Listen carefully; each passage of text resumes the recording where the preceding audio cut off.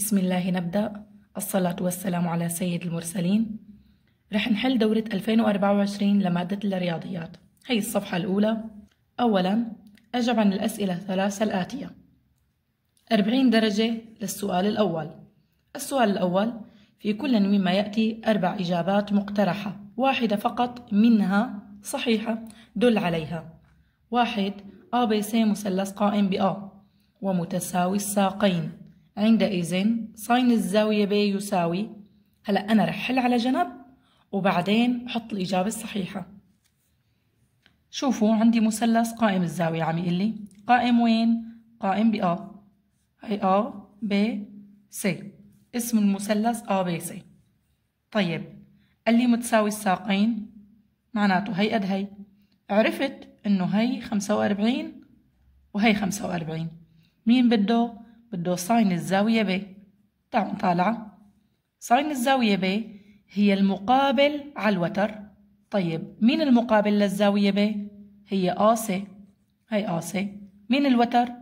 المقابل للزاوية القائمة، هاد هو BC. طيب إذا جيت لعوض أنا ما بعرف شو بعمل. شوفوا هلأ ساين الزاوية ب، هلأ البي صرت بعرفها، يعني ساين الزاوية 45 درجة. هلأ بطالعها ساين الزاوية 45 قد هي؟ جذر 2 على 2. هي جذر الاثنين على 2، وهذا هو الجواب. شوفوا هوني، لا أما بكتب له ب أو بكتب جذر الاثنين على 2. الحل النهائي رح يكون على هذا الورق. هي حل دورة 2024. هي السؤال الأول والطلب الأول مثل ما اتفقنا، لا أما بكتب له د أو بكتب بالامتحان جذر الاثنين على 2. طيب بالنسبة للثاني عم يقول لي العددان الأوليان فيما بينهما في كل زوج من الأزواج المعطاة هو. رح نبلش من الد. هلأ 55 و121 اثنيناتهم بيقبلوا القسمة على 11، معناته مانن أوليين فيما بينهما. طب تعالوا نتذكر العددين الأوليين فيما بينهما شو يعني. هنن اللي إلهم قاسم وحيد اللي هو 1، تمام؟ أو بقلن الجي سادة لإلهم هو العدد 1. تعالوا نشوف هاد 55 و9. طب 55 و9 يعني في عدد بيقسم لي إياهم غير الواحد؟ لا، معناته هو الجواب الصح. طب تعالوا نشوف اللي بعدهم. هاد 55 و5، الخمسة بتقسم لي العددين، تمام؟ معناته مانن أوليين فيما بينهما. منشوف هذا الآ 55 و11 كمان إنه ال11 تقسم لي العددين، بالتالي مانن أوليين فيما بينهما. مين العددين الأوليين فيما بينهما؟ هدول هنن. فبكتب له س أو بكتب له 55.9. تعالوا نشوف هون على الورق شو بدي أكتب. ليكو بكتب هيك س أو بكتب 55.9، هيك باخد 10 درجات. بالنسبة للسؤال الثالث: طبيعة العدد 1 ناقص جذر الاثنين للتربيع. من أوجد الناتج للأخير لأقدر أعرف طبيعة هذا العدد. رح حله على جنب. 1 ناقص جذر الاثنين للتربيع هي مطابقة تربيعية. مربع الأول ناقص ضعفي الأول في الثاني، يعني جذر الاثنين، زائد مربع الثاني، ويساوي 1 للتربيع 1 ناقص 2 جذر الاثنين زائد 2. 1 زائد 2 3 ناقص 2 جذر الاثنين. شوفوا جذر الاثنين أنا ما بعرف أجذرها، بالتالي هو عدد غير عادي. هاد عدد غير عادي، فبقول له س أو بقول له غير عادي. س أو غير عادي. 4. مسدس منتظم مرسوم داخل دائرة نصف قطرها 3 سنتيمتر، فإن محيط المسدس المنتظم يساوي. كمان رح اشتغل على جنب وفرجيكم كيف طالع الجواب الصح. هذا مسدس منتظم، رح طالع هي الزاوية. قبل الزاوية شو نص القطر؟ 3. هو قال لي كيف طالع هي الزاوية. مثلا وليكن هي A O B، هي A O B يساوي 360 على n. مين ال n؟ عدد الأضلاع. فورا رح أعوضها، عدد الأضلاع هو 6، بالتالي الجواب النهائي رح يطلع 60. حلو هالكلام. طيب هاي 60 وهي 3 وهي 3، معناته هذا مثلث متساوي الساقين وفيه زاوية 60، معناته بقية الزوايا شبه ستينات. تمام، بقية الزوايا ستينات. بالتالي هذا 3 وهذا 3، هذا أكيد 3 لأنه المثلث متساوي الزوايا هو متساوي الأضلاع كمان. حلو، معناته هي 3 هي 3 هي 3 هي 3 وهي 3. معناته كيف بدي طالع محيطه لهذا المسدس؟ كيف طالع المحيط؟ بقول له طول الضلع ضرب عدد الأضلاع. كم ضلع له؟ 6، بالتالي الجواب 18 وهذا الجواب. لا اما بقول له ب او بقول له 18 سنتيمتر. ب او 18 سنتيمتر. السؤال الثاني: ضع في ورقة إجابتك كلمة صح أمام العبارة الصحيحة وكلمة غلط أمام العبارة المغلوطة في كل مما يأتي. قال في الشكل المرسوم جانبا، هذا هو متوازي المستطيلات، فيه هي 3، شوفوا هي 3 هي 1 هي 4. تمام لهوني؟ وقايل لي عندي المثلث A B C قائم ب A. رح لون لكم اياه. شوفوا هي A B C، يعني هذا قائم وين؟ هوني بالزاوية A. حلو هالكلام. قايل لي الطلب الأول: حجم متوازي المستطيلات يساوي 24. طب تعالوا نشوف حجم متوازي المستطيلات شو قانونه؟ جداء أبعاده ل3. رح على جنب. شوفوا حجم متوازي المستطيلات هو الطول بالعرض بالارتفاع. طيب أنا عندي إياهم كلهم، 1 ضرب 4 ضرب 3، الجواب 12. طب طلع 24 شي؟ لا، معناته الجواب غلط. بقول له غلط. هي السؤال الثاني، فالجواب غلط. شوفوا لي الطلب الثاني، عم يقول لي EH يوازي الوجه CDFG. عم يقول لي هاد EH هاد بيوازي الوجه هاد. ايه صح وهي صح. الطلب الثالث عم يقول لي الطول بيسي هو جذر 26. ايوه ليكو هي البيسة. طب كيف بدي طالعها؟ أنا بعرف إنه الطول هاد AB هو 1، تمام؟ طيب الطول AC ما بعرفه والطول BC ما بعرفه، يعني ما فيني أنا أحسبه فورا. شوفوا شو رح ساوي. عندي هذا مثلث بالأرض، شفتوا؟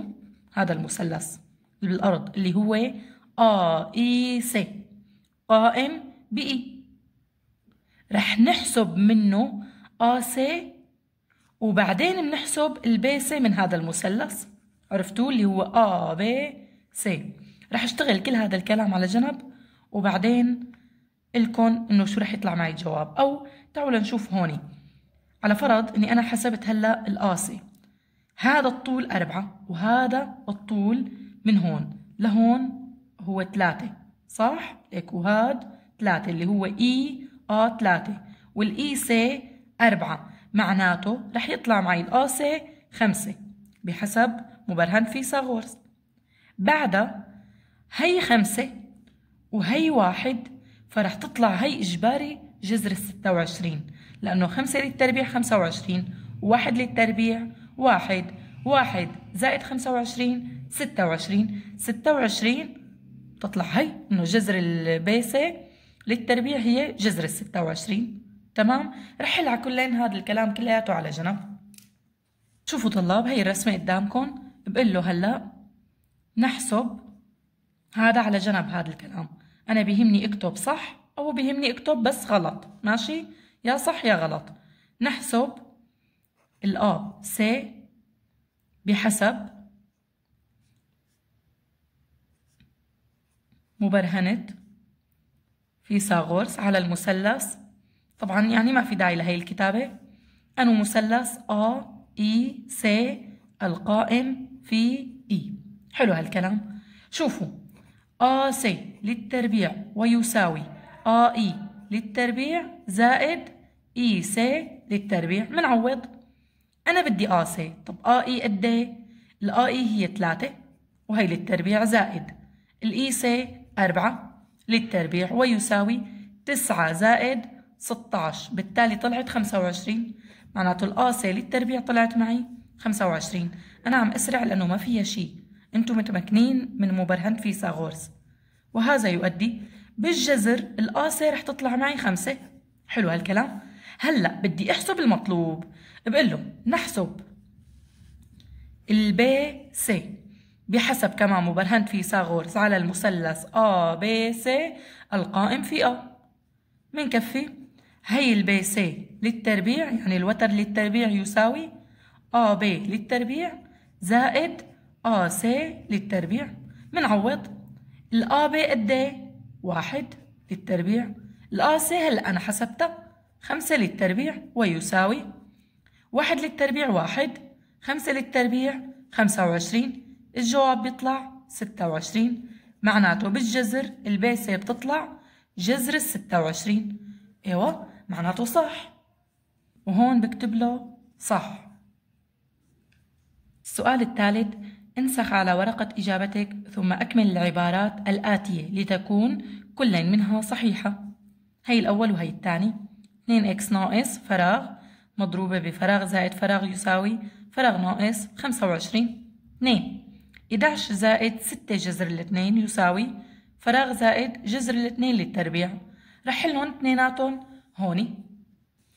شوفوا هي السؤال الثالث وهي نقلتهم على ورقة الأجوبة. هي 2x ناقص، يعني هذا حد، يعني قوس عفوا مضروب بقوس ويساوي. طب هي مو نفسها A ناقص B مضروبة ب A زائد B ويساوي A مربع ناقص B مربع؟ نفسها. شوفوا هي B مربع، تمام؟ معناته بدي هون B، يعني بدي جذرة. معناته هون شو؟ 5. حلو. هي 5 معناته هون أكيد 5 لأنه هي A ناقص B مضروبة ب A زائد B. طب أنا لازم أعرف مين؟ لازم أعرف طب بعرفها ليك هو 2x معناته هي 2x. بدي أعرف مربع 2x للتربيع 4x مربع. 2 هي متطابقة تربيعية. شوفوا هي مربع الأول زائد ضعفي الأول في الثاني زائد مربع الثاني، هي كاملة هيك مفكوكة. يعني شو بدي أعمل هلأ؟ ليكو هاد الثاني معي، أنا لازمني بس الأول. كيف بدي طالع الأول؟ شوفوا أنا الأول ما بعرفه، رح أعتبر إنه الأول هو مربع، تمام لهوني، زائد ضعفي الأول اللي هو مربع في الثاني. طب أنا الثاني بعرفه جذر الاثنين، زائد مربع الثاني. شو مربع جذر الاثنين؟ 4 ولا 2؟ 2. هاي 2 لأنه راح الجذر مع التربيع. حلو هالكلام. طب كيف بدي أعبي هدولي؟ ليكو قال هي الاثنين إذا جمعتها مع هي لازم تطلع 11. مو 2 زائد شو بيطلع 11؟ 9. مو طيب معناته هون أنا عرفت إنه هي الأول هو 9، يعني مربع الأول هو 9. المفروض هون شو يكون عندي؟ 3. طب تعالوا نتأكد. 2 ضرب 3 6 ضرب جذر الاثنين 6 جذر الاثنين، وفعلا صح هذا الكلام. معناته هون شو جوابي؟ 3 وهي 3. بالنسبة للثالث عم يقول لي اسطوانة دورانية ارتفاعها 4 سنتيمتر ونص قطر القاعدة 3 سنتيمتر. عندئذ الحجم هو شو؟ والمساحة أو مساحة سطحها الجانبي هو شو؟ يعني ST. طب شو قانون الحجم للأسطوانة الدورانية؟ قانون الحجم هو مساحة القاعدة بالارتفاع. تعالوا نحله على جنب وبعدين نشوف شو الناتج بيطلع معي وارجع حطه هوني. هي حجم الأسطوانة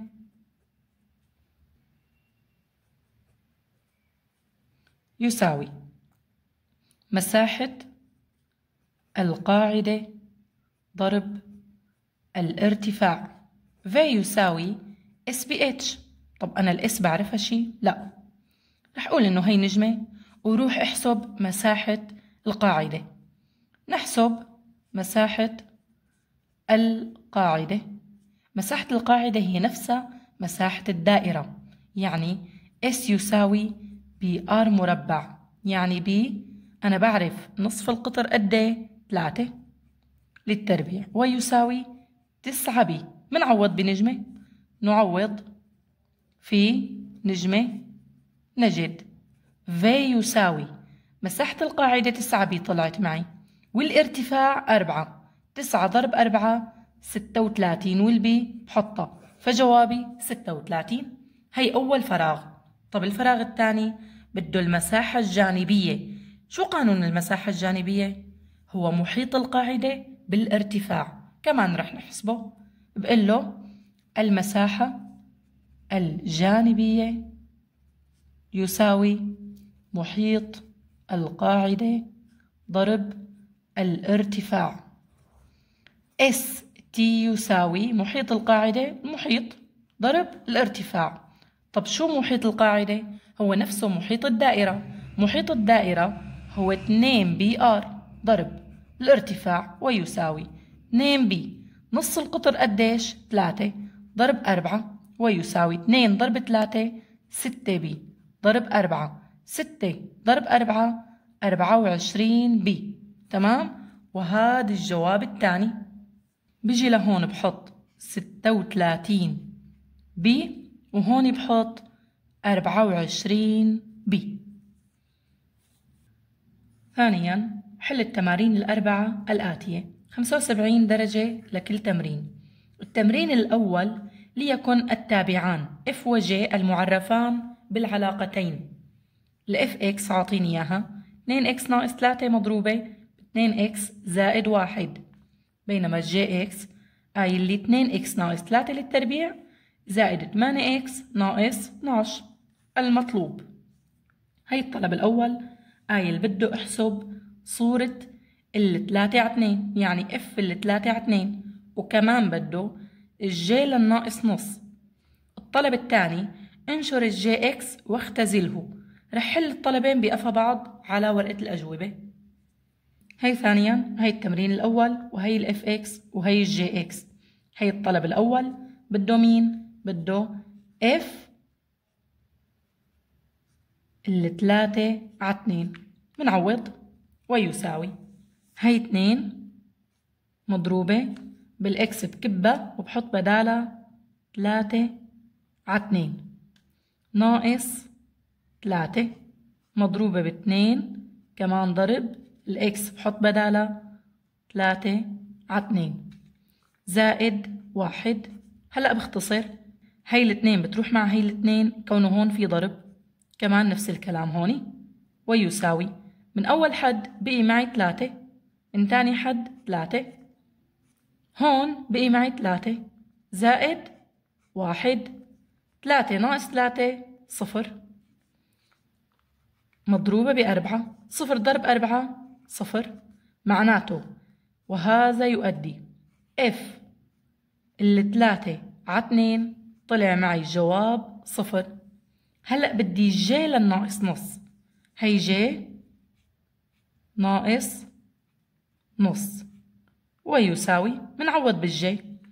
الجي هي 2 ضرب الاكس هي ناقص نص، بحط قوس كرمال ما تلتقى الناقص ورا الضرب، هي نص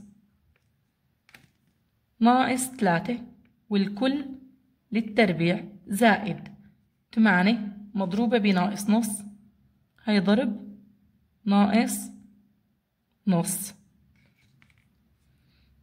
ناقص 12 ويساوي، هي بتروح مع هي بيبقى ناقص 1، هي ناقص 1 ناقص 3 للتربيع.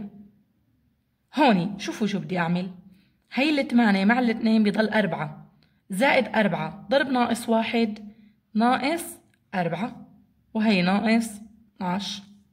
بنجمع اللي بقلب القوس وبعدين بنفك القوس. هلأ ناقص 1 ناقص 3 ناقص 4 وبالقوس 2 ناقص 4 ناقص 12 ناقص 16. هون ناقص 4 للتربيع 16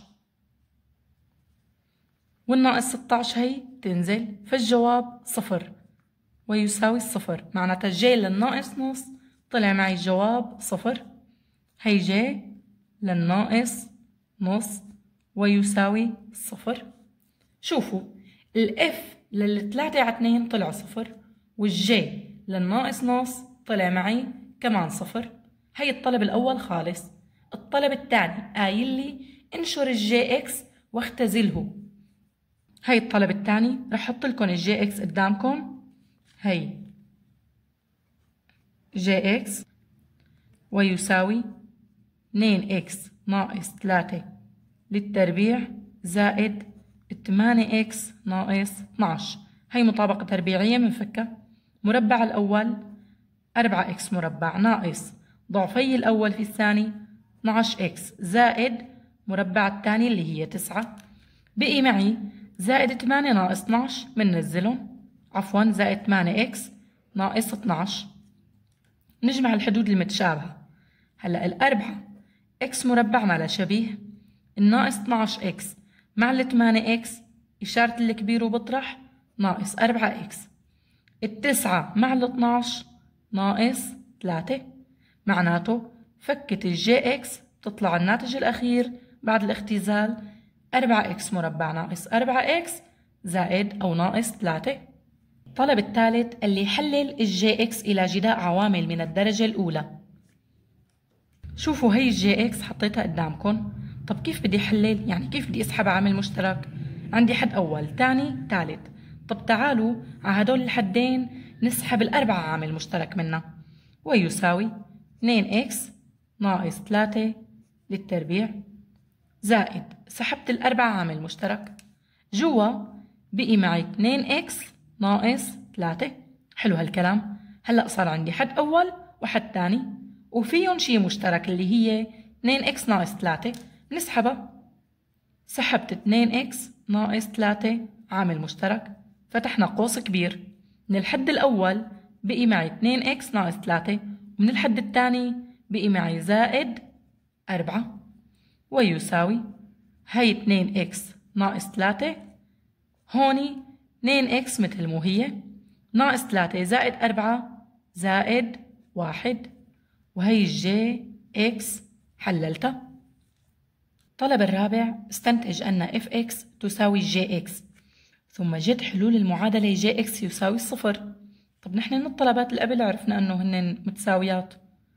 هاي الطلب الرابع بقول له من الطلبات السابقة نجد أنه اف اكس تساوي الجي اكس.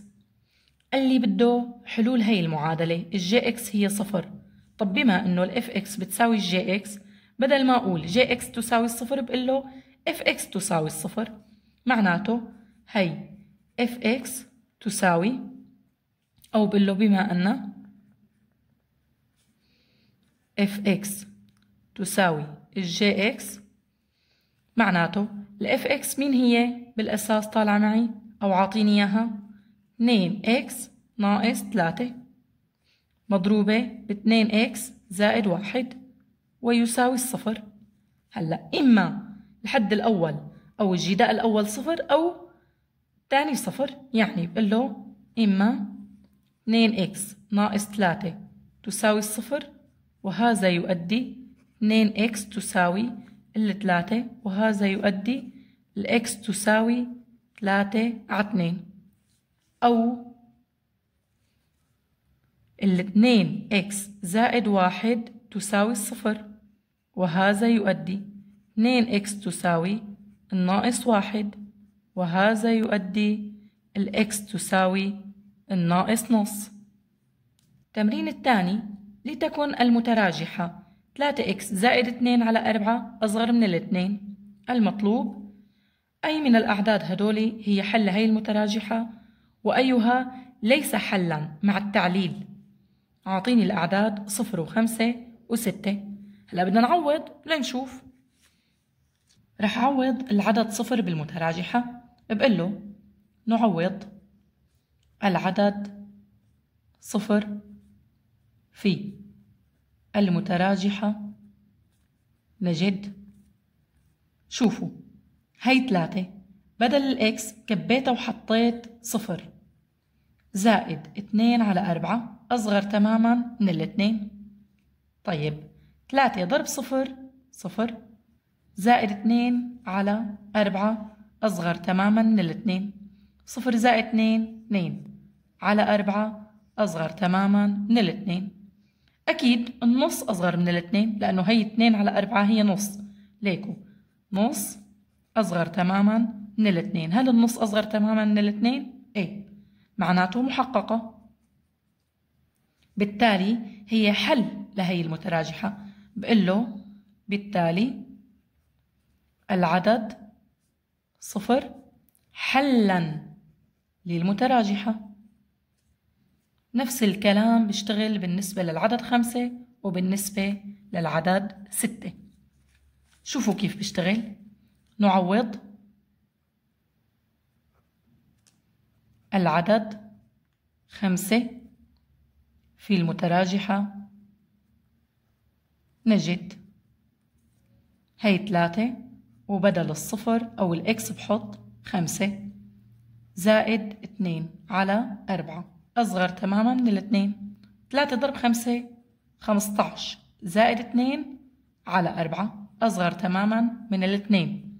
15 زائد 2 17 هي 17 على 4 أصغر تماما من الاتنين.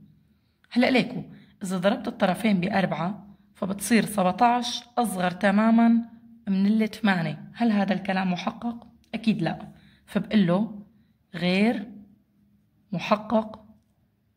بالتالي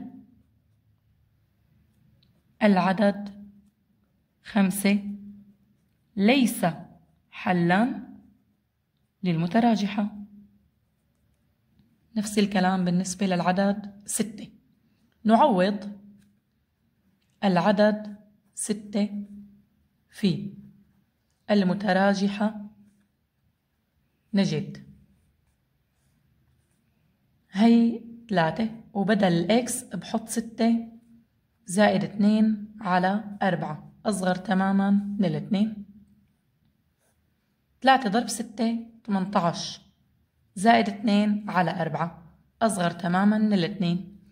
18 زائد 2 20 على 4 أصغر تماما من الاتنين.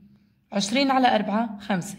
هل 5 أصغر تماما من الاتنين؟ لا، بقول له غير محقق. بالتالي العدد 6 ليس حلا للمتراجحة. وهي الطلب الأول خالص. الطلب الثاني قايل لي حل هي المتراجحة ومثل الحلول على مستقيم الأعداد. رح أحط المتراجحة قدامكم 3x زائد 2 على 4 أصغر تماما من الاتنين. هلأ بس شفتوا هيك في مقام بدي أتخلص من المقام، رح أضرب الطرفين ب4. بقول له نضرب طرفي المتراجحة بالعدد 4 نجد. بحط المتراجحة مثل ما هي 3x زائد 2 على 4 أصغر تماما من الاتنين. هلأ بضرب الطرف الأول ب4 وبضرب الطرف الثاني ب4. شوفوا هل 4 مع 4 هي طاروا، بقي معي الطرف الأول 3x زائد 2 أصغر تماما 2 ضرب 4 8. هلأ المجاهيل لطرف والمعالم لطرف وبأوجد قيمة الإكس من خلال الحر على المقيد. هي 3x أصغر من 8 ناقص 2. هي 3x أصغر تماما من 6. معناته الإكس أصغر تماما من 6 على 3، يعني الإكس أصغر تماما من العدد 2.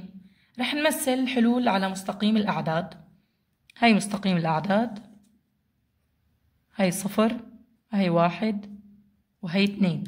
عم يقول لي حلول هي المتراجحة هي الأعداد اللي أصغر تماما من الاثنين، معناتها الاثنين ما بدي إياها. هلأ هدول مرفوض وهدول مقبول. الطلب الثالث، استنتج حلول المتراجحة 3x ناقص 2 على 4 زائد 1 أكبر أو يساوي الاثنين ومثل حلولها على مستقيم الأعداد. شوفوا الحل. العدد 1 بنقله على الجهة الثانية، بيصير عندي 3x ناقص 2 على 4 أكبر أو يساوي 2 ناقص 1. هلأ 3x ناقص 2 على 4 أكبر أو يساوي 2 ناقص 1. بدي أتخلص من هي الأربعة، بضرب الطرفين بالعدد 4. نضرب طرفي المتراجحة ب4، نجد بحط المتراجحة مثل مو هي أكبر أو يساوي 1.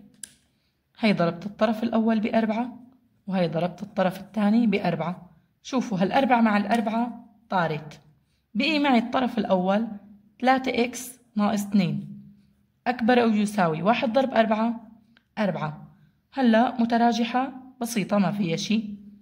3x أكبر أو يساوي 4 زائد 2، معناته 3x أكبر أو يساوي 6، معناته الx أكبر أو يساوي 6 على 3، يعني الx أكبر أو يساوي العدد 2. رح نمثل الحلول على مستقيم الأعداد. هاي مستقيم الأعداد، هون 0 1 2. حلول هاي المتراجحة هن الأعداد اللي أكبر وبيساوي الاثنين، يعني هدول. فهدول المرفوضات بشخط عليهم بكتب مرفوض وهون مقبول.